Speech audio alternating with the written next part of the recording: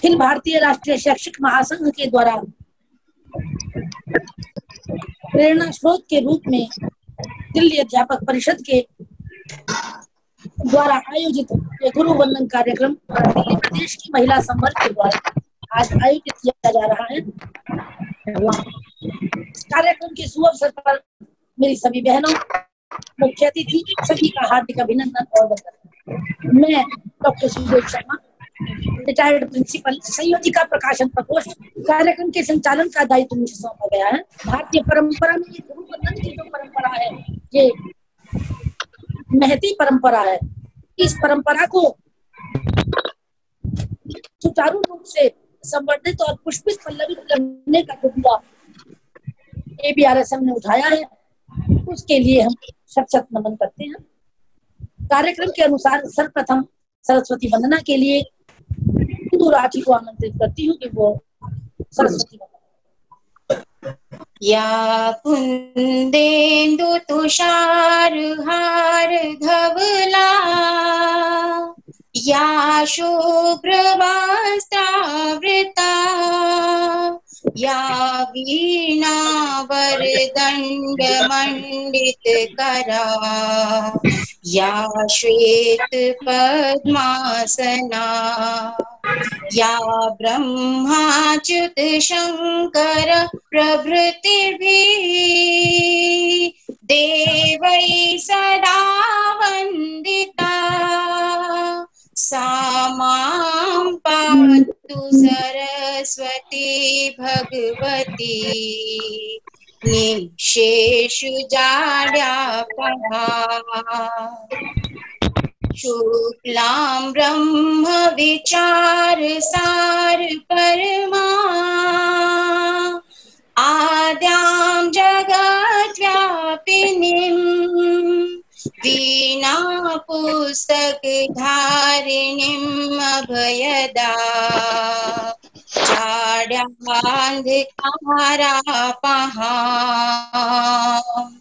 हस्ते स्फाटिक मालिकां विदधती, पद्मासने संस्थितां वन्दे तां परमेश्वरीं भगवतीं बुद्धिप्रदां शारदाम्। इंदु जी, आपका बहुत बहुत धन्यवाद। बहुत सुरीले स्वर में आपने माँ सरस्वती की वंदना की। दिल्ली अध्यापक परिषद के संरक्षक श्री जय भगवान गोयल आज इस कार्यक्रम में हमारे मध्य उपस्थित हैं। उनका हार्दिक अभिनंदन। मुख्य अतिथि के रूप में हमारी deputy director Shrimati Harsha Arya, district west A उपस्थित हैं। उनकी उपस्थिति सबको गौरवान्वित कर रही है, विशेष हर्ष का विषय है। मुख्य वक्ता के रूप में श्री राजेंद्र गोयल जी, महामंत्री दिल्ली अध्यापक परिषद उपस्थित हैं। वेद जी, अध्यक्ष दिल्ली अध्यापक परिषद, वो भी कार्यक्रम की शोभा बढ़ा रहे हैं। सरोज जी, उपाध्यक्षा दिल्ली अध्यापक परिषद महिला विंग, वो भी हमारे मध्य में है। मैं माननीय जय भगवान गोयल जी को आमंत्रित करती हूँ कि महिला संवर्ग, उसकी उपादेयता, उपयोगिता, महत्व की भूमिका कितनी आवश्यक है, उनको जुड़ना है, हर इस क्षेत्र में काम करना है, इस विषय में आज मार्गदर्शन करेंगे। इस कार्यक्रम की अध्यक्षा श्रीमती सरोज बहन जी, हमारी दिल्ली प्रदेश की उपाध्यक्ष। आज की हमारी मुख्य अतिथि जो हमारे विशेष आग्रह पर इस कार्यक्रम में उपस्थित हुई हैं, श्रीमती हर्ष आर्या जी। आप थोड़ा परिचय में दे दूं, डिप्टी डायरेक्टर तो ही वेस्ट डे के, लेकिन सबसे बढ़िया हमारे लिए विषय ये है कि श्रीमान अरुण आर्या जी हमारे दिल्ली अध्यापक परिषद के एल्ड विंग के मंत्री रहे हैं बहुत समय तक, जिनके कारण ये अध्यापक परिषद आगे बढ़ी है। और आप उनकी धर्मपत्नी हैं। आप पब्लिक स्कूल में प्रधानाचार्य थी, वहां से डायरेक्ट यूपीएससी से सिलेक्ट होकर के और इस दायित्व पर आई हैं। बहुत इंटेलिजेंट है, बहुत बुद्धिमान है, देश के बारे में, राष्ट्र के बारे में, समाज के बारे में ये समर्पित है। आर्य समाज से बहुत जुड़ाव है इनका। इस कार्यक्रम के मुख्य वक्ता हमारे महामंत्री श्रीमान राजेंद्र गोयल जी, हमारे अध्यक्ष श्रीमान वेद जी, और इस कार्यक्रम में जुड़े हुए सभी देश श्रेष्ठ बंधु भाइयों। इस बार एक नया परीक्षण किया गया है कि गुरु बंधन पर्व पर विशेष रूप से महिलाओं का एक कार्यक्रम किया जाए। हमारे महामंत्री जी का बड़ा इस पर जोर था, आग्रह था। अखिल भारतीय स्तर से भी इस प्रकार का एक विचार आ रहा था।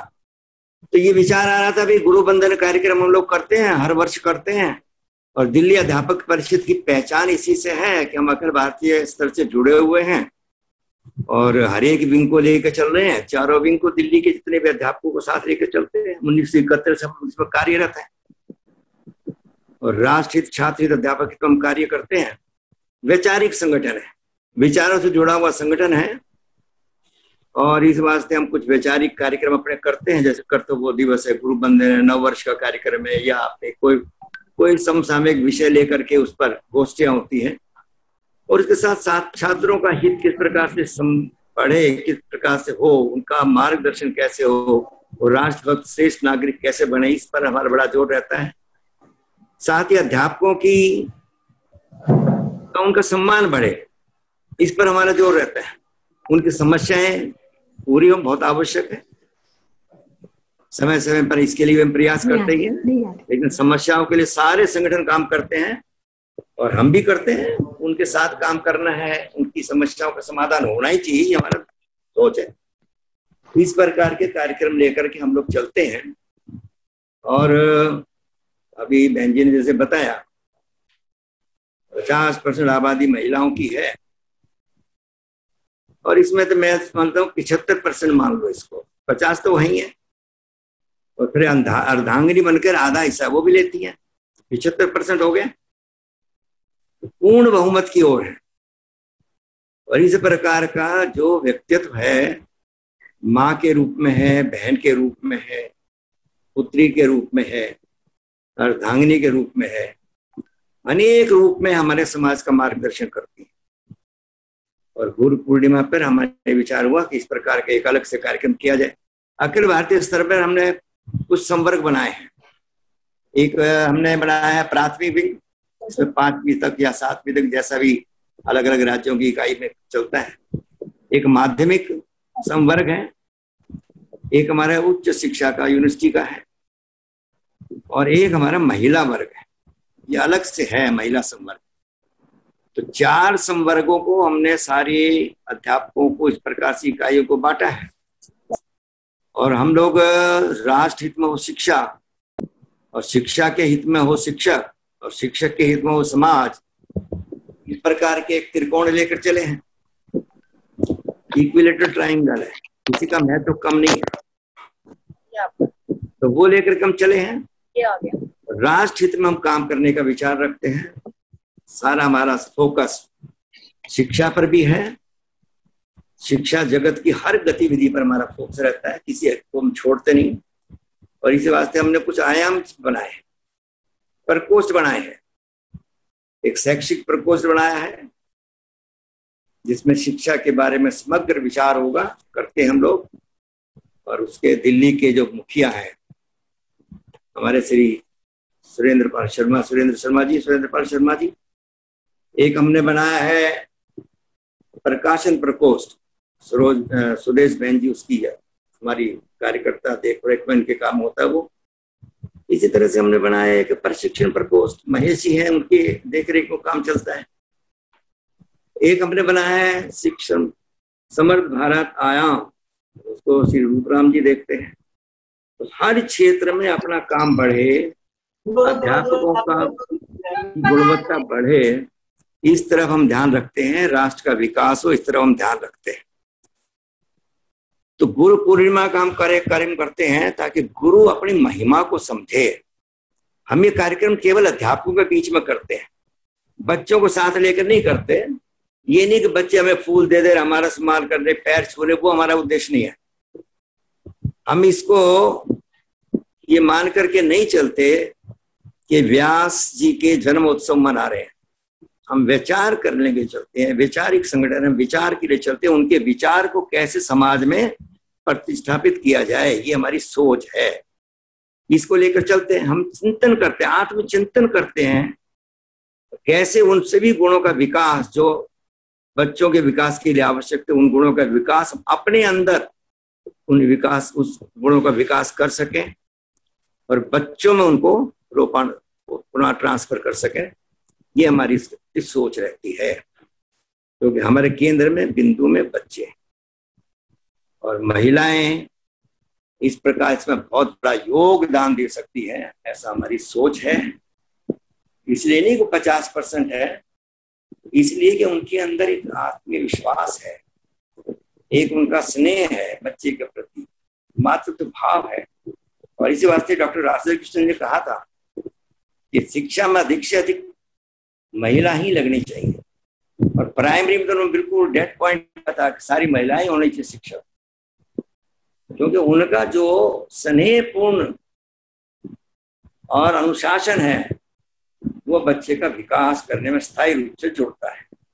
तो मैं वो बात नहीं करूंगा अभी, आज हम गुरु हैं और उनका पूजा कैसे हो, गुरु गोविंद हो, कोई बहुत सारी बातें आप लोग सुनेंगे, आपने सुनी भी हैं, आप बोल भी सकते हैं, लेकिन मैं उदाहरण से दे के बात करने का प्रयास कर रहा हूँ थोड़ा सा। तो प्रेम सहित अनुशासन के द्वारा बच्चे का विकास हो, इस प्रकार हमारा ध्यान रहता है और माँ का बहुत बड़ा योगदान है। मैं सवेरे भी एक भाषण बोल रहा था कि भगत सिंह जी को जब फांसी हुई तो उन्होंने अपनी अंतिम इच्छा जाहिर करने के लिए कहा, कुछ इच्छाएं जाहिर की उन्होंने असमर्थता कर दी, हम पूरी नहीं कर सकते। अंत में उन्होंने कहा कि मैं अपनी माँ के हाथ का खाना बना हुआ खाना चाहता हूँ आज। तो उन्होंने कहा वो भी संभव नहीं है, मिलाई का समय समाप्त हो गया। बोले मेरी माँ तो यही है, उसने आना कहाँ से? बोले कौन है? वो जो मेरी माँ, उस समय वहां पर हमें पता है फ्लैश नहीं होते थे, मैला हाथ से उठाया जाता था। ये जो मेरी माँ है, जो मेरा मैला उठाती है, रोज साफ करती है, ये मेरी माँ है, इसके हाथ का भोजन मुझे करना है। लोगों को बड़ा आश्चर्य हुआ कि बचपन में मेरी माँ मेरा मैला साफ करती थी, अब ये करती है, तो मेरी माँ है। और उस महिला कर्मचारी ने हाथ धो के सफाई करके उसके लिए भोजन पकाया, बड़े प्रेम से उन्होंने खाया और माँ के आंखों से आंसू बह रहे थे, उनको बड़ा आनंद आ रहा था। ये माँ की महिमा है। इस प्रकार की महिमा वाली महिला हमारे सामने होती है, हमारे साथ होती है। और हमारा थॉट क्या है कि एक कन्या को पढ़ाने से 2 परिवार पढ़ते हैं, एक नहीं है, वो 2 परिवारों को जोड़ती है। 2 परिवारों को जोड़ने वाली कन्या को पढ़ाना बहुत आवश्यक है। इसकी सरकार का भी जोर है, हमारा भी जोर। त्याग की मूर्ति है, एक परिवार को छोड़कर दूसरे परिवार में आती है। ये बहुत सारी समस्याएं आती हैं। पुरुष प्रधान देश है, उसमें संघर्ष भी करना पड़ रहा है। बहुत सारी छूट होते हुए भी स्वतंत्र नहीं है। कई बातें मैं देखने में आती है। एक दफा मैं एक एडिशनल डायरेक्टर के घर चले गए, मेरे प्रिंसिपल साहब मुझको ले गए, उन्होंने हमारा बहुत बड़ा काम किया था, हम उनसे मिलने चले गए, आभार व्यक्त करने। सामने बरामदे में खड़ी थी, वो दरियागंज में रहती थी, नौकर से करवाया, घर पे नहीं है। हम दोनों पहुंचेंगे, आ गए घर पर, वापिस आ गए। जब ऑफिस में मिले उनसे, उन्होंने कहा माफ करना बेटे, मुझसे बेटा कहते, माफ करना, बहुत छोटा ही उस समय। मैं आपसे मिली नहीं, मैं सामने खड़ी थी, मैं हमने भी देखा था। पर मेरे पति नहीं चाहते कि कोई भी दफ्तर का आदमी मेरे घर पर आए। मैंने कहा उनके आते हैं, बोले वो अलग बात है। बोले फिर भी हम इतनी बड़ी पोस्ट पर पहुंचकर भी हम लोग इस प्रकार की बाध्यताएं हमारे सामने हैं, उनमें से हम लोग रास्ता निकालते हैं। ये एक समस्या है। एक और मेरे सामने समस्या आई, मेरे प्रिंसिपल था, एक महिला का फोन आया, टीचर थी वो भी, कि सर मेरे हस्बैंड आपके यहाँ हैं, हम आपके टीचर है, मैं भी टीचर हूँ, मैं बताइए मेरे से आप क्या चाहती है, कैसे फोन किया, उनको बुलवाऊं क्या? बोले नहीं सर, मैं आपसे कुछ बात कर रही हूँ। बोलिए। कि मेरे पति ने मेरे नाक में दम कर रखा है, मैं सुसाइड कर लूंगी, मेरी ऐसी स्थिति कर रखी है। मैंने कहा आप तो टीचर हैं, आप में अपना आत्मगौरव होना चाहिए, ध्यान से सोचिए, हम बड़ी बड़ी समस्याओं को सुलझाते हैं बैठ करके। ये क्या बात हुई? बोला जी आप नहीं समझते, मैं बहुत परेशान हूँ। मैं कहा फिर मेरे से आप क्या चाहती है? मैं तो आपको जानता नहीं, आप मुझे जानती नहीं। बोले वो तो ठीक है, पर मेरे हस्बैंड आपका ही जिक्र करते हैं, जब भी करते हैं तो मैंने कहा शायद समस्या का समाधान यही होगा। तो उन्होंने मुझसे बात की। मैंने कहा बहन जी ऐसा है, आप अध्यापक हैं, मैं आपको ज्यादा कुछ कह नहीं सकता, आप 15 दिन का मुझे अवसर दें, उसके बाद आप सुसाइड करना। कहने कि मेरे पति को मत बताना, नहीं तो मुझे मार देगा जान से। मुझे तो बहुत अच्छा है, आप मैं सुसाइड के पाप से बचोगी। मैं कहा आप क्या कर रही हैं, आप अपने आप को संभालिए, मैं भी उनसे बात करूंगा। कैसे बात करूंगा, मेरा आउटलुक है, आप चिंता मत करिए, सब ठीक हो जाएगा। और फिर मैंने उस अध्यापक की पर्सनल फाइल मंगवाई, उसके सर्टिफिकेट देखे, फोटो कॉपी, तो very highly qualified, BE, ME, MA mathematics, और में इतना हाई क्वालिफाइड टीचर, 10वीं पढ़ा रहा था, TGT मेरा काम कर रहा है। अब फ्रस्ट्रेटेड हो गई, मैं समझ गया ये फ्रस्ट्रेटेड। अब मैं कुछ तो कर नहीं सकता था, PGT तो उसको बढ़ा नहीं सकता था, लेकिन मेरे पास एक ऑप्शन था। मैं मैथमेटिक्स पढ़ा रहा था 11th 12th दोनों को, मेरे पास PGT कोई था नहीं। वैसे भी मुझे क्लास पढ़ानी होती, प्रिंसिपल को 25% सैलरी पढ़ाने की मिलती है, मैं पढ़ा रहा था। मैंने उनको बुलवाया, मैं भाई साहब मैं सर यार आप MA मैथमेटिक्स है? बोले हाँ जी मैं तो हूँ। और मैंने कहा BE है, आपने वहाँ काम किया छोटू इंजीनियरिंग कॉलेज में? कहा मैंने कहा मेरा बेटा पढ़ाया। तो बोला अच्छा वो अतुल गोयल? हाँ। मैं कहा हाँ बड़ा, उसको तो वजीफा मिलता था। मैं कहा हाँ वही। उनको सारी समझ था। मैंने कहा यार एक काम कर दो भैया, मैंने कहा मेरा कुछ बोझ हल्का कर दो, क्या मैं 11वीं क्लास पढ़ा दो। बोले जी पढ़ा दूंगा, निश्चिंत रहो आप, बढ़िया रिजल्ट आएगा। मैंने उसको 11वीं दे दी। और मैंने कहा जरा लेट आते हो आप, पहला पीरियड आपका खाली कर दो। बोला जी बड़े फिर तो मेरे से 7वां पीरियड पढ़वा लो। मैं चलो तेरा पहला पीरियड खा। उसमें बायोमेट्रिक तो होते नहीं थे, अंगूठा तो लगता नहीं था, अनपढ़ तो थे नहीं, हम लोग पढ़े लिखे दस्तखत करते थे। आज तो अनपढ़ बना दिया डिपार्टमेंट ने अध्यापकों को। मैं ठीक है, मैंने 2 काम कर दिए, बड़ा खुश। महीने भर बाद उस महिला का फोन आया, सर आपने क्या कहा? मैं क्यों बहुत अंतर है सर, मैं तो बहुत सेटिस्फाइड हूँ, बड़ा अच्छा चल रहा है मेरा, बहुत अच्छा। एक दिन विद्यालय में आए दोनों, और आगे उस महिला ने मेरे पैर छुए। मैं आश्चर्य में, मैं शक्ल से नहीं जानता था, वो भी आश्चर्य में टीचर। मैं समझ गया इनकी पत्नी है। ये हमारी कैसी विडंबना है, इतनी पढ़ी लिखी समाज की महिला टीचर है, और फिर हम लोग ऐसी परिस्थिति जी रहे हैं। इसका रास्ता हमें अपने बच्चों को समझाना है, वो हमारे समाज में कैसे फेस करे। सरकार कर रही है, सरकार ने अभी कारपोरेटर बनाई है, 50% कारपोरेशन की सदस्यता महिलाएं होंगी। और मालूम है कौन चलाता है? उनके पति चलाते हैं, उनके ससुर चलाते हैं, बेटे चलाते हैं, भाई चलाते हैं। वो बेचारी कठपुतली है, बहुत कम परसेंटेज ऐसी है जो अपने बलबूते पर चलाती है।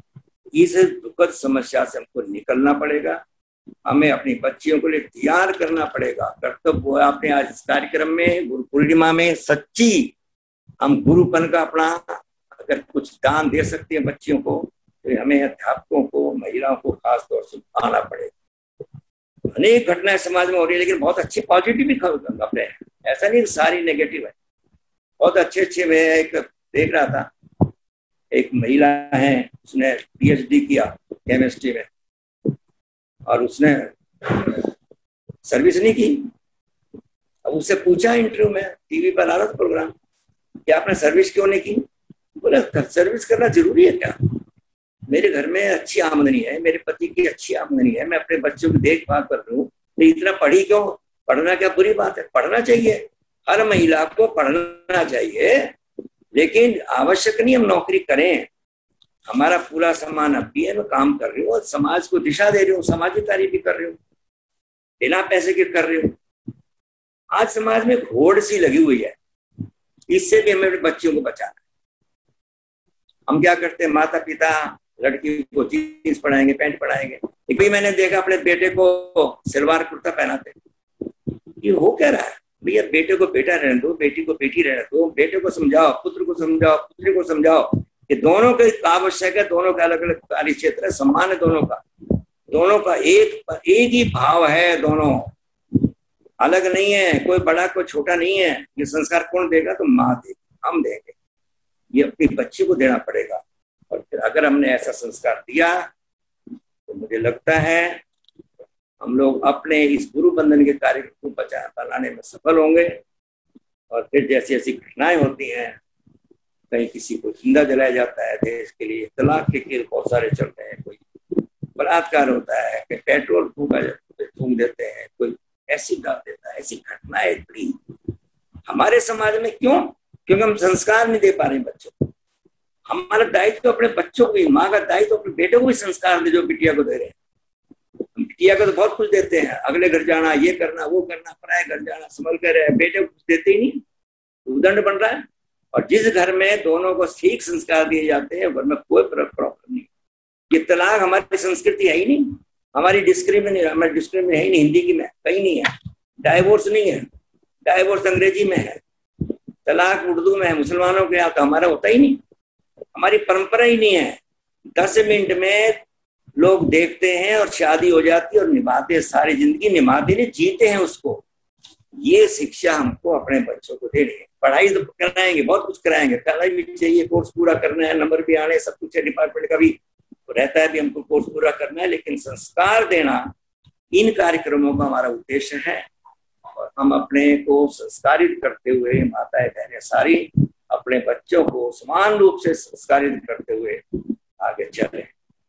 और जिस परिवार में माँ का बच्चों पर अनुशासन रहता है, वो बच्चे आगे बढ़ते हैं, श्रेष्ठ होते हैं, अच्छे निकलते हैं। ऐसे अनेक एग्जाम्पल हैं, तो बड़े बड़े लोग बने हैं, चाहे छत्रपति शिवाजी हो, चाहे विवेकानंद जी हो, जितने भी लोग बने हैं तो वो सब माँ की कृपा से बने। ऐसी शिक्षा हम अपने बच्चियों को दें, ये हमारा दायित्व है। केवल कोर्स पूरा नहीं कराए जाते, केवल वेतन भोगी नहीं है, सुविधाएं हमें मिलनी चाहिए, लेकिन हमारा पूरा समर्पण एजुकेशन के प्रति ऐसा भाव होगा तो मुझे निश्चित लगता है इस कार्यक्रम को मानने का सफल होगा।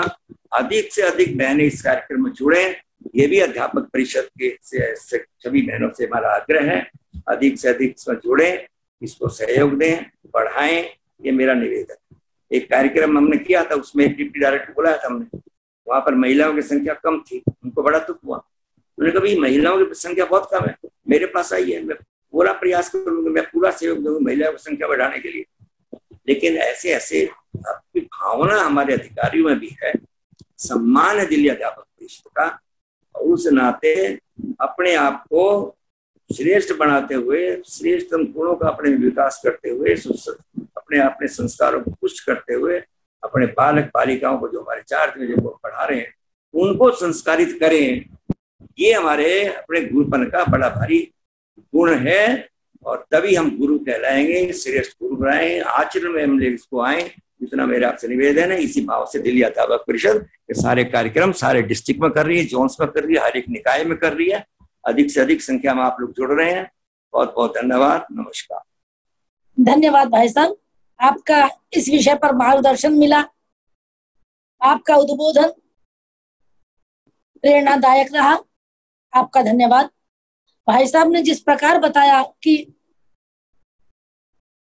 महिलाओं की भागीदारी और विशेष रूप से शिक्षा के क्षेत्र में बच्चों के लिए सराहनीय होगी, बच्चों के लिए विशेष मार्गदर्शक होगी, क्योंकि एक माँ की हैसियत से, माँ के प्यार के साथ, स्नेहिल वातावरण में और कठोर अनुशासन के साथ भी महिला बहुत अच्छे से पढ़ा पाती है उनको।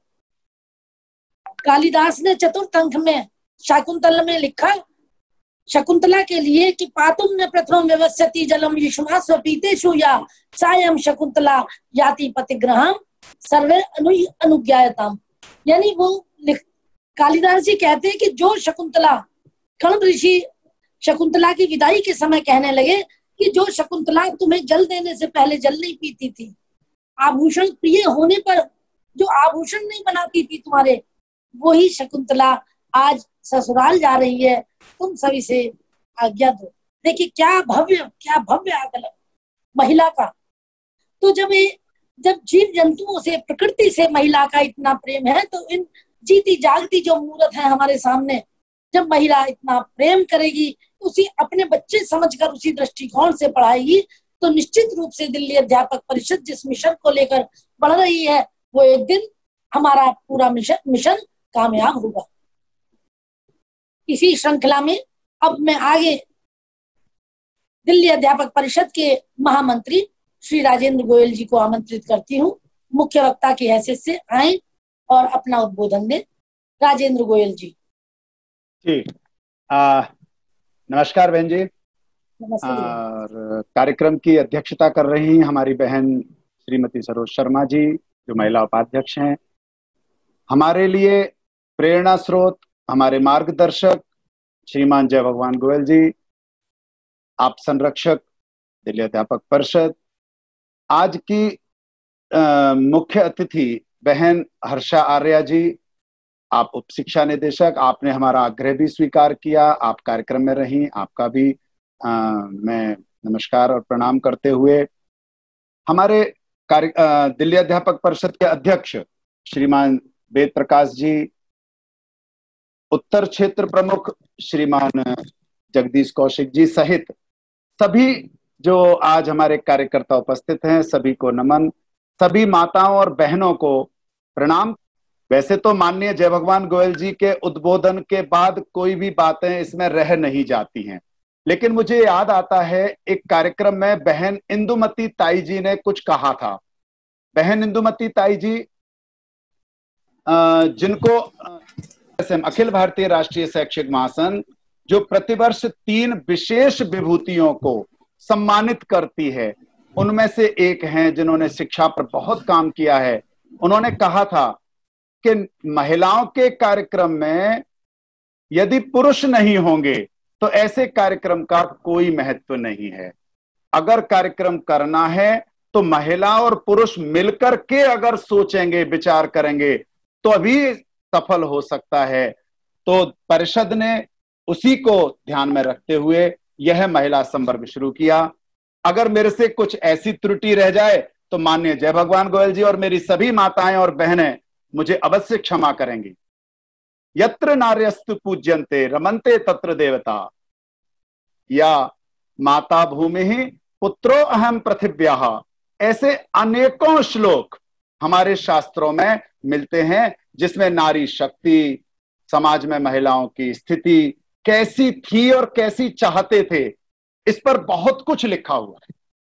हम भी जानते हैं कि परिवार के केंद्र में महिला होती है, परिवार के सारे घटक इसी के चतुर्दिक घूमते हैं, वही पोषण पाते हैं और विश्राम भी। हम सबको एक माला में पिरोए रखने का प्रयास हमारी माताएं और बहनें करती हैं। किसी भी समाज का स्वरूप वहां की नारी की स्थिति पर निर्भर करता है। यदि उसकी स्थिति सुदृढ़ एवं सम्मानजनक है तो समाज भी सुदृढ़ एवं मजबूत होगा। नेपोलियन बोनापार्ट ने नारी की महत्ता को बताते हुए कहा था कि मुझे एक योग्य माता दे दो, मैं तुमको एक योग्य राष्ट्र दूंगा। कार्ल मार्क्स ने भी लिखा है कि कोई भी बड़ा सामाजिक परिवर्तन महिलाओं के बिना हो ही नहीं सकता है। नारी का त्याग और बलिदान भारतीय संस्कृति की अमूल्य निधि है। बाल्यावस्था से लेकर मृत्यु पर्यंत तक वह हमारी संरक्षिका बनी रहती है, वह जननी है, अतः मातृत्व महिमा से मंडित है। वह सहचरी है, इसलिए अर्धांगिनी के सौभाग्य से श्रृंगारित है। वह गृह स्वामिनी है, इसलिए अन्नपूर्णा के ऐश्वर्य से अलंकृत है। वह शिशु की प्रथम शिक्षिका है, इसलिए गुरु की गरिमा से भी गौरवान्वित है।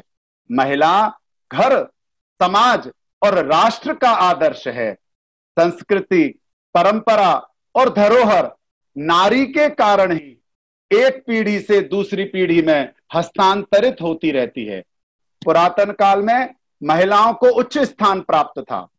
पुरुषों के समान ही उन्हें सामाजिक, राजनीतिक, धार्मिक कृत्यों में भाग लेने का अधिकार होता था।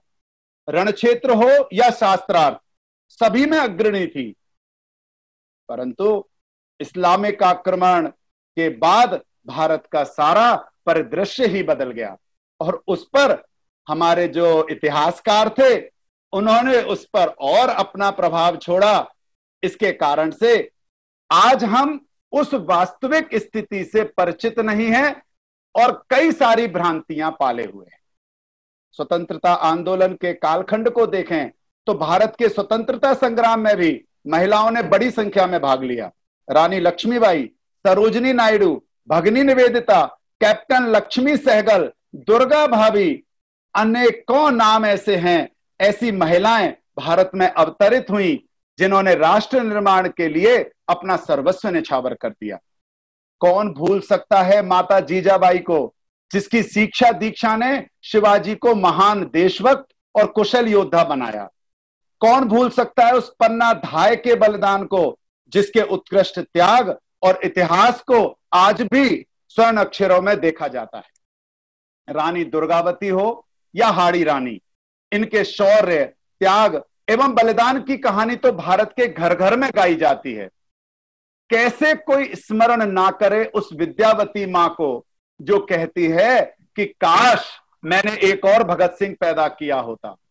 वर्तमान में महिलाएं समाज सेवा, राष्ट्र निर्माण और राष्ट्र उत्थान के अनेक कार्यों में लगी हुई हैं। शारीरिक एवं मानसिक कोमलता के कारण महिलाओं को रक्षा संबंधी सेवाओं के उपयुक्त पहले नहीं माना जाता था, परंतु आज सेना हो, सीमा सुरक्षा बल हो, सशस्त्र बल हो, सभी में सर्वोच्च पदों पर विराजमान है और अपने कर्तव्य और नेतृत्व क्षमता के कारण उस पद को सुशोभित भी कर रही हैं। अग्नि मिसाइल और चंद्रयान 2 को हम भूले नहीं होंगे। इसमें महिलाओं ने जो नेतृत्व किया, हमारी एक बहन टीसी थॉमस को तो मिसाइल वुमेन कहा जाता है। बिल्कुल एपीजे अब्दुल कलाम की बराबर उनको माना गया है। आज चाहे शिक्षा का क्षेत्र हो, चिकित्सा, सेना, पुलिस, प्रशासन, व्यापार, समाज सुधार, पत्रकारिता, मीडिया, कला का क्षेत्र और विशेष तौर पर बात करें तो शिक्षा का क्षेत्र, सभी में नारी की उपस्थिति, योग्यता एवं उपलब्धियां स्वयं अपना प्रत्यक्ष परिचय प्रस्तुत कर रही हैं। घर परिवार से लेकर अंतरराष्ट्रीय स्तर तक उसकी कृति पताका फहरा रही हैं। महिला शिक्षक विद्यार्थी को ज्यादा सही मार्गदर्शक बनती हैं।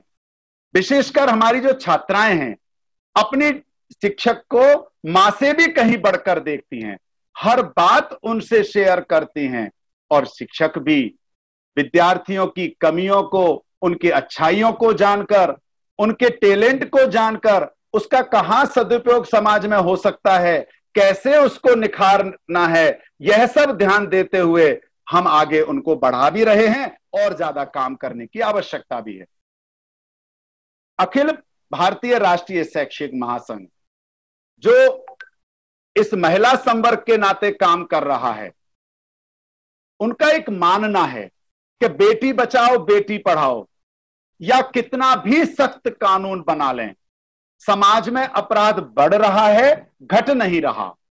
इसके लिए हमारी सभी माताओं बहनों को पुनः जागृत होकर के अपने घर से संस्कार देना प्रारंभ करना पड़ेगा। समाज और अपने कार्य के साथ सामंजस्य बैठाते हुए अपना कर्तव्य और अपना दायित्व जहां भी हैं और जिस क्षेत्र में भी हैं हमें निभाना पड़ेगा। जब जब समाज में जड़ता आई है, नारी शक्ति ने ही उसे जगाने के लिए, उससे जूझने के लिए अपनी संतति को तैयार करके आगे बढ़ने का संकल्प दिया है। इतिहास साक्षी है, जब जब समाज या राष्ट्र ने नारी को अवसर तथा अधिकार दिया है, तब तब नारी ने विश्व के समक्ष श्रेष्ठ उदाहरण प्रस्तुत किया है। दोहरे दायित्वों से लदी आज महिलाओं ने अपनी दुगनी शक्ति का प्रदर्शन कर पुरुषों के साथ कंधे से कंधा मिलाकर समाज की उन्नति में बढ़ चढ़कर योगदान दे रही। उन्नत राष्ट्र की कल्पना तभी यथार्थ का रूप धारण कर सकती है जब महिला सशक्त होकर राष्ट्र को सशक्त करें। इसीलिए कहा है कि सशक्त महिला ही सशक्त समाज की आधारशिला है। मुझे लगता है बड़े विद्वानों के मध्य, और अभी हमें हर्षा बहन जी को भी सुनना है, इतना कहना पर्याप्त होगा। धन्यवाद। जी धन्यवाद महामंत्री जी। अब मैं आज की मुख्य अतिथि deputy director west district west Harsha Arya ji को आमंत्रित करती हूँ कि वो अपना उद्बोधन से सभी को का मार्गदर्शन करें और हमें लाभान्वित करें। खास तौर से जय भगवान जी, श्री राजेंद्र गोयल जी, जय भगवान जी ने मुझे कनेक्ट किया और इसमें आमंत्रित किया, उसके लिए आप सभी का बहुत बहुत धन्यवाद। और आज जब जय भगवान जी के और राजेंद्र गोयल जी के मैंने विचार सुने तो बहुत ही खुशी हुई। अगर हमारा पुरुष समाज स्त्रियों की इस बात को समझने लगे, उनकी इम्पोर्टेंस दुनिया में समझने लगे और ये समझने लगे कि वो जो शिक्षा दे सकती हैं बच्चों को और जिस तरीके से समाज को सुदृढ़ बना सकती हैं, अगर सभी पुरुष हमारे समाज में ऐसा समझने लगे तो सच में ये जो इक्वालिटी की बात हम करते हैं वो हम सार्थक कर पाएंगे। आप स्पेशली, मैं सुदेश बहन जी से तो मिली हुई हूँ, बहुत ही अच्छा, ये वक्ता भी बहुत अच्छी हैं और एक माँ के रूप में, एक शिक्षिका के रूप में भी इन्होंने बहुत अच्छा कार्य किया है। और सभी लोग, सभी शिक्षा जगत से जुड़ी हुई मेरी बहनें जो भी अपने बच्चों को, अपने विद्यालय के बच्चों को शिक्षा दे रही हैं, वो उन्हें विद्यालय का ना समझते हुए अपना बच्चा समझ के उन्हें संस्कार देने की कोशिश कर रही हैं।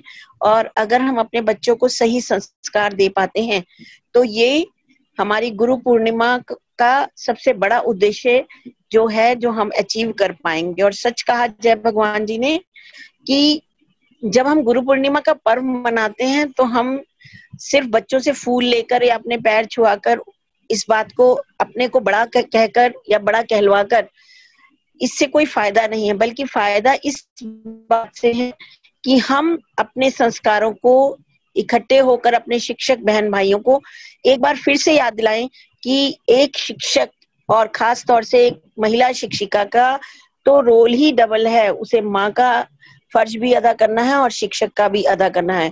और हमारे समाज में हमारी जो बेटियां हैं, जो हमारी आने वाली भावी पीढ़ी है, उसे हमें तैयार करना है कि वो सुदृढ़ होकर, कॉन्फिडेंट होकर समाज में अपनी जगह बनाए और इस समाज को उठाने की कोशिश करे। आज कोरोना जैसी बीमारियां फैल रही हैं, ये कुछ लोगों की सोच का नतीजा भी हो सकता है। कुछ ऐसी कंट्रीज, कुछ ऐसे देश हैं जिनकी सोच का नतीजा भी हो सकता है। हम सारे जीव को, सारी समाज को किसी भी तरह के प्रश्न चिन्ह में डालकर या किसी भी तरह की परेशानी में डालकर कभी उन्नति नहीं कर सकते। तो हमें एक पॉजिटिव सोच अपने बच्चों के अंदर डालनी है, जो हमारी गुरु पूर्णिमा की सबसे बड़ी आप सभी को एक संदेश है। और हम सब, मैं आपके साथ जुड़ी हुई हूँ।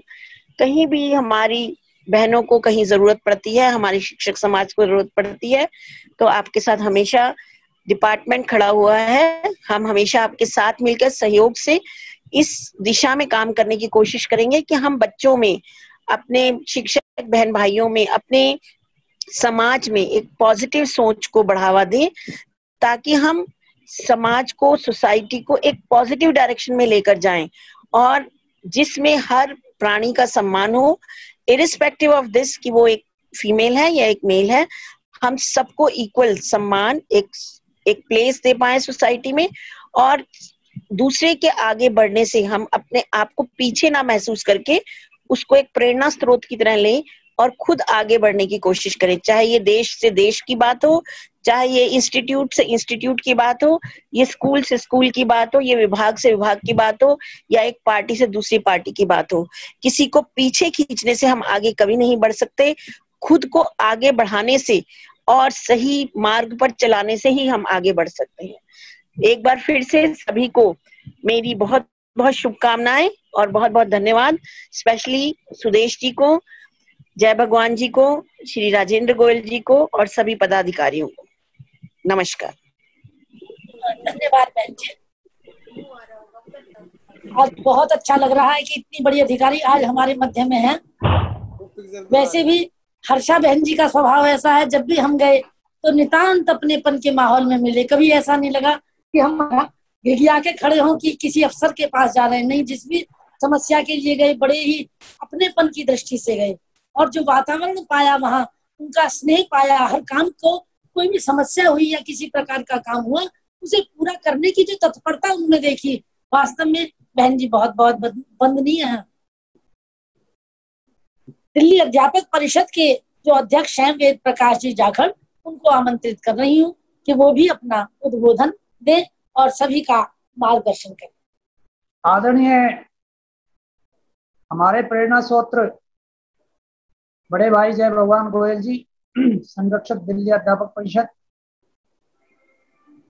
हमारे बड़े भाई जगदीश चंद्र कौशिक जी, ABRSM में उत्तर क्षेत्र का आप काम देख रहे हैं। आज के कार्यक्रम की शोभा बढ़ा रही बहन हर्षा आर्या जी, और आज के कार्यक्रम के मुख्य वक्ता राजेंद्र गोयल जी, अन्य दिल्ली अध्यापक परिषद के दायित्ववान कार्यकर्ता, बहनों,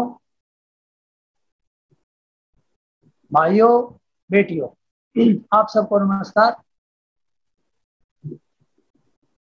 इस वर्ष हम काफी प्रयास में थे कि महिलाओं का कोई कार्यक्रम किया जाए,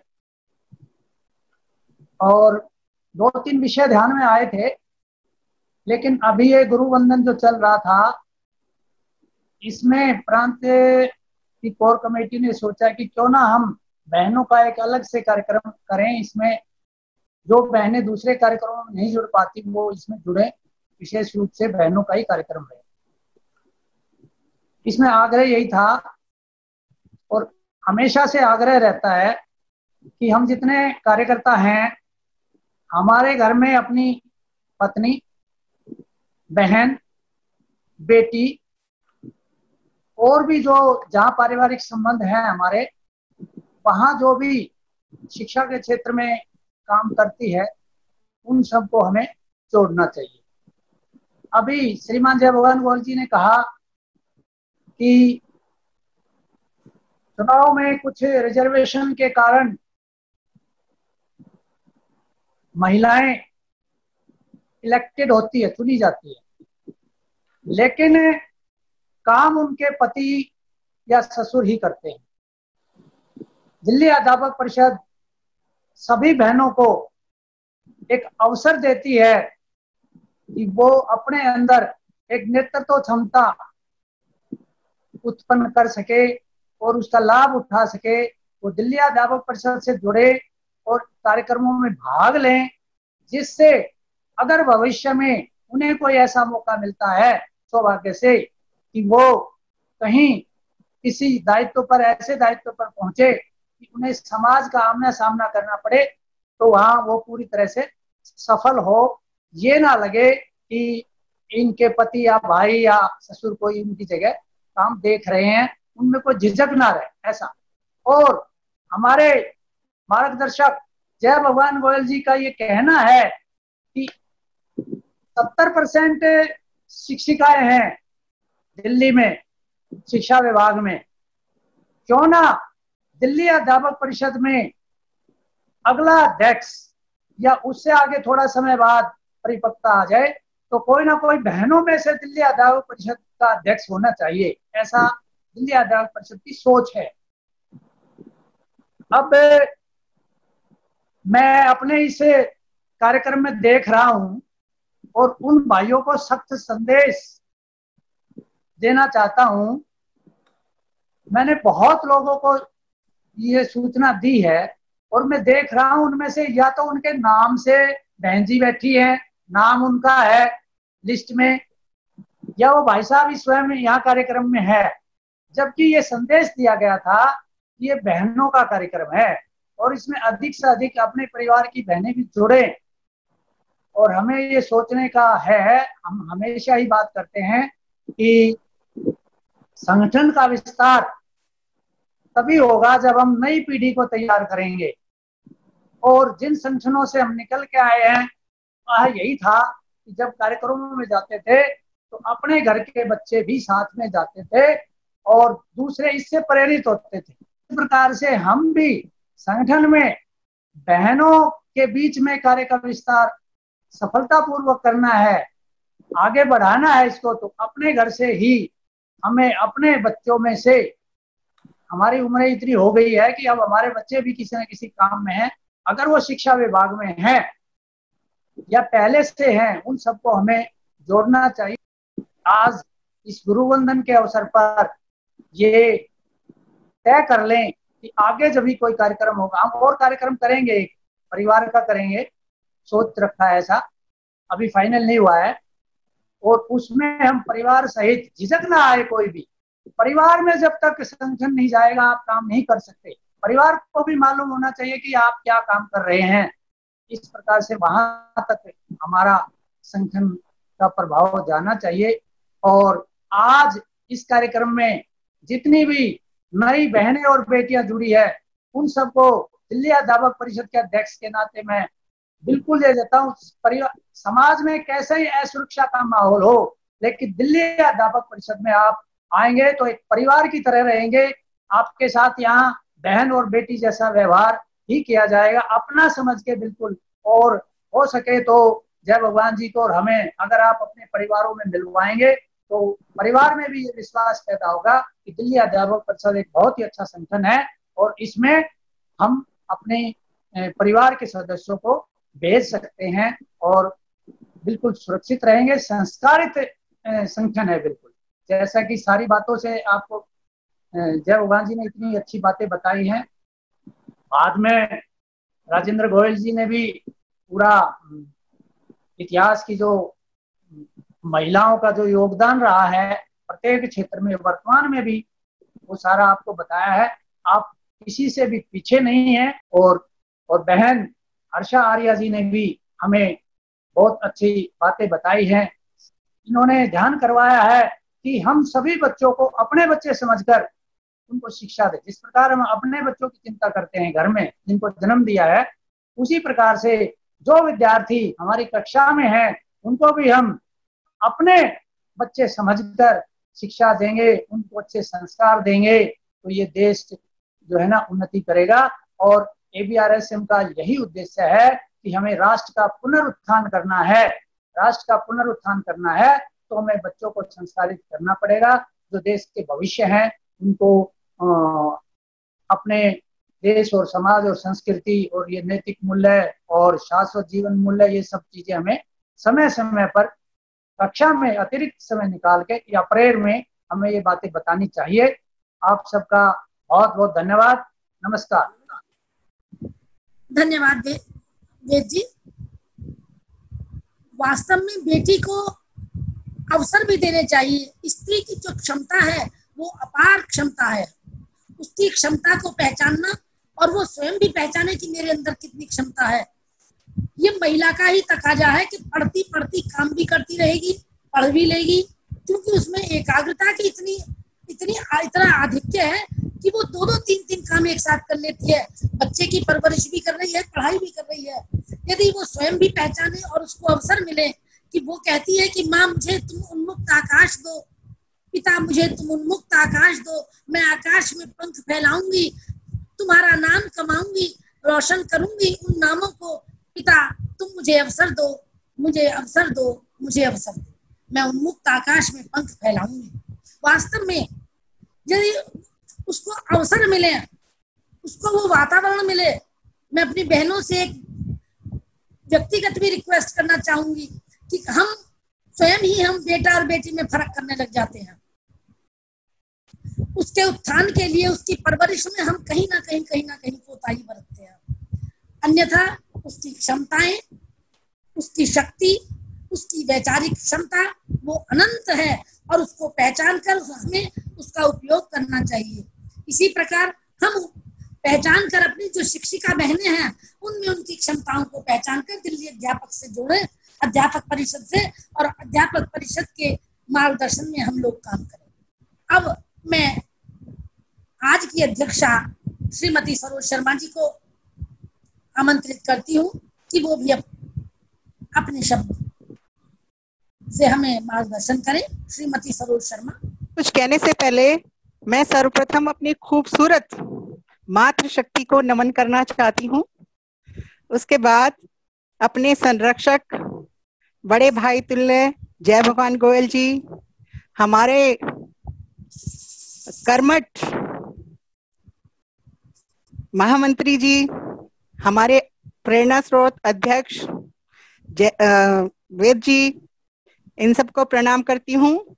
उसके बाद अपनी सभी बहनों सभी भाइयों को प्रणाम करती हूँ। हमारे इतिहास में भारतीय संस्कृति में नारी को देवतुल्य माना जाता है। पौराणिक धारणा भी यही है कि जिस समाज में समस्त नारी जाति को प्रतिष्ठा और सम्मान मिला है, वही समाज, वही राष्ट्र सच्चे अर्थों में प्रगति की ओर अग्रसर हुआ है। जब जब नारी के प्रति भेदभाव, निरादर या हीनता का भाव आया है, उस समाज का पतन ही हुआ है। आज जो है, बहुत समय बाद या कहिए कि सदियों के बाद भारतीय नारी की दशा में अभूतपूर्व परिवर्तन देखा जा सकता है। चाहे वो निजी क्षेत्र हो, चाहे सरकारी क्षेत्र हो, चाहे शिक्षा का हो, वाणिज्य का हो, विज्ञान का हो, प्रौद्योगिकी का हो, खेल कूद का हो, समाज सेवा का हो, राजनीति का हो, सिनेमा का हो, सर्वत्र नारी ने अपनी विशिष्टताओं से अग्रणी स्थान प्राप्त किया है। नारी शक्ति ही नहीं, पथ प्रदर्शक भी है। वो हमारा पथ प्रदर्शित करती रहती है। मध्यकाल में मीराबाई ने अपनी अस्मिता और सत्व को छोड़कर महत्व दिया और रूढ़िवादिता को चुनौती दी है। साजी सिंगार बांधी पग घुंघरू, लोक लाज नाची। मीराबाई ने सभी चीजों का खंडन करते हुए अपने अस्तित्व को, अपने व्यक्तित्व को वहां पर प्रतिष्ठित किया है। इसी तरह से नारी का नेतृत्व जो है, उसका लोहा सदियों से मानते हैं। ये कामायनी के एक उदाहरण से देखा जा सकता है। ईड़ा अग्नि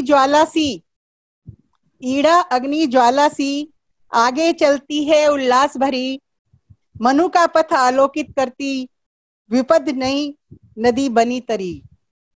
इसी तरह से महादेवी जी भी कहती हैं, समाज के लिए में परिवर्तन चाहते हुए, तोड़ दो ये क्षितिज मैं भी देख लूं, तोड़ दो ये क्षितिज मैं भी देख लूं, उस और क्या है, जा रहे जिस पथ पर से युग युग कल्प, उसका छोर क्या है। कि आज नारी को यदि चुनौती दी जाए तो वो क्षितिज के पार भी देख लेती है। इसी तरह से नारी जो है समाज का कर्णधार है। पूरे समाज को वो निर्धारित करती है।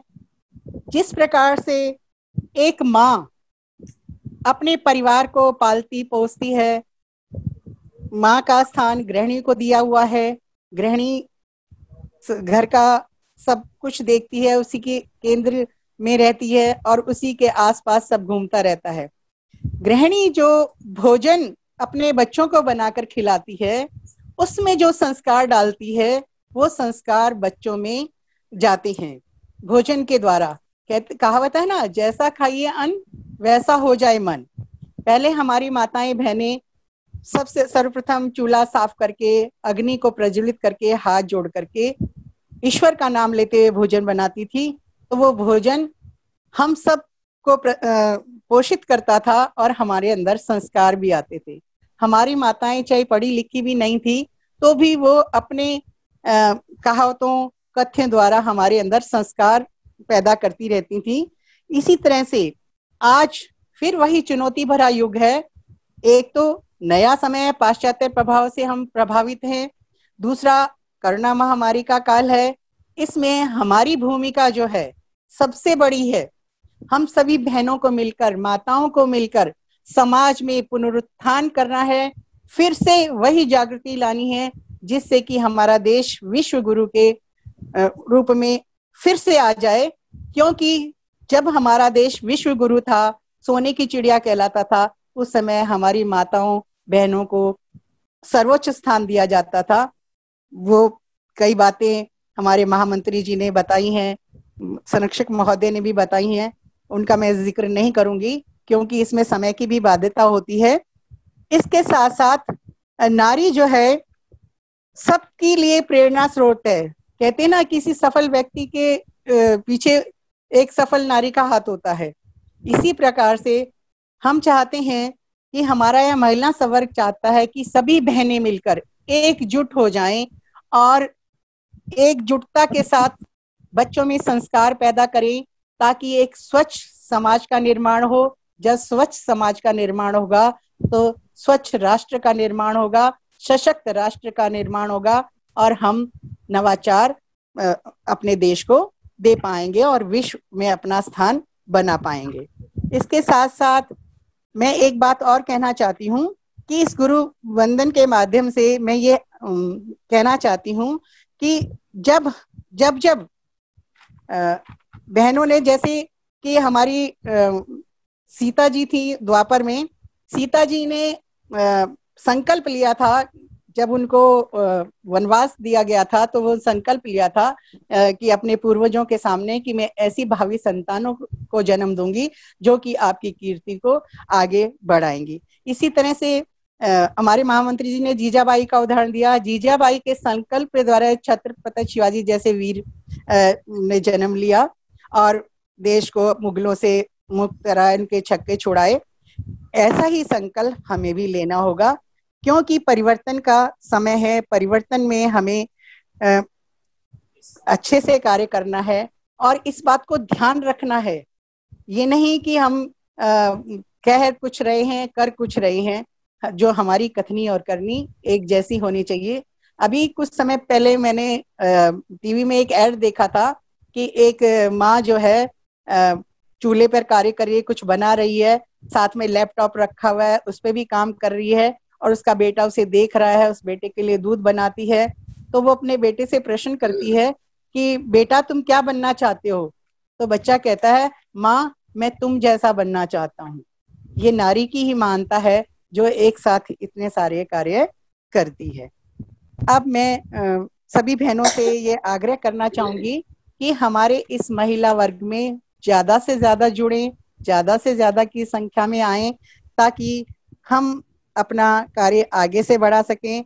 क्योंकि हमारी टीम जो है आगे बढ़े संरक्षक महोदय की देखरेख में, महामंत्री जी की देखरेख में, क्योंकि ऐसे कर्मठ, ऐसे विचारशील, ऐसे करणीय कथ्यों वालों का सानिध्य बहुत कम मिलता है और हमारा परिषद ऐसा है जिसमें हमें घर जैसा माहौल मिलता है। बहुत सारी मान्यताएं, जैसे अभी भाई साहब ने जिक्र किया था कि बहुत से परिवार नहीं चाहते कि उनकी बहन बेटियां आगे जाएं, तो ये सब कई परिवारों में होता है। लेकिन यदि हम अपनी बात स्वच्छ रूप से और स्पष्ट रूप से उनके सामने रखें, अपने साथ वालों को उनसे मिलवाएं, तो ये कार्य बड़ा सुलभ हो जाएगा और हम उसे अच्छे से कार्य कर पाएंगे। तो मैं सभी बहनों से आग्रह करूंगी कि वो कुछ समय अपने लिए भी निकालें और स्वयं के लिए भी जिएं ताकि उनके व्यक्तित्व की पहचान अलग से हो। घर में तो है ही है, अलग से भी उनकी समाज में पहचान बने और वो अपना वक्तव्य सबके सामने रख पाए। आज तकनीकी शिक्षा का युग है। इस कोरोना काल की वैश्विक महामारी में इस तकनीक के सहारे हम सब आपसे मिल पाए, ये कार्यक्रम कर पाए, इसके लिए आप सब लोगों का बहुत बहुत धन्यवाद। अब मैं अपने संरक्षक महोदय का धन्यवाद करना चाहूंगी कि उन्होंने इतने सरल सुंदर शब्दों में अपना वक्तव्य रखा जो कि बहुत ही अनुकरणीय है। हम तो इनकी हर बातों के हमेशा से ही कायल रहते हैं। इसी तरह से हमारे महामंत्री जी इतने विचारशील, इतने कर्मठ, शब्द नहीं है मेरे पास अभी इस वक्त उनको कहने के लिए, उनका धन्यवाद करना चाहूंगी। हमारे आज के कार्यक्रम की प्रेरणा स्रोत हमारे अध्यक्ष महोदय वेद जी, जो कि वेद का नाम लेते ही हमें अपने चारों वेदों का ध्यान हो आता है, तो उनका धन्यवाद करना चाहूंगी।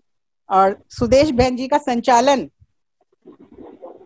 उनके संचालन की तो हमेशा से कायल हूँ, आज फिर एक बार पुनः उनके संचालन की कायल और उनका धन्यवाद करना चाहती हूँ। अपनी सभी बहनों, जितनी भी मेरी वरिष्ठ, कनिष्ठ या मेरे बराबर की जितनी भी बहनें हैं, सबका बहुत बहुत धन्यवाद जो हम सबके साथ जुड़ी और हमारे कार्यक्रम में शामिल हुई। सभी को बहुत बहुत नमस्कार, बहुत बहुत बधाई गुरुवंदन की, और जय हिंद, जय भारत। आज एक शब्द नया जुड़ा, ऑनलाइन वंदन कार्यक्रम। वास्तव में लगता है कि हम हिंदी और संस्कृत के टीचर नहीं, हम भी टेक्नोलॉजिकली हाई हो रहे हैं। तो इस वंदन कार्यक्रम का समापन होने जा रहा है। इसी श्रृंखला में वंदे मातरम गाएंगी सुरभि बहन जी। सभी माइक म्यूट कर लें और बैठे रहें, क्योंकि देखा जाता है कि कुछ खड़े हो जाते हैं, कुछ बैठे रहें, लेकिन जब गाना नहीं होता तो बैठना होता है। इसलिए सभी बहन भाई बैठे रहें और सुरभि जी आए वंदे मातरम का गायन प्रस्तुत करें। सुरभि जी। सभी को मेरा नमस्कार। वंदे मातरम, वंदे मातरम, सुजलाम सुफलाम मलयजशीतलाम्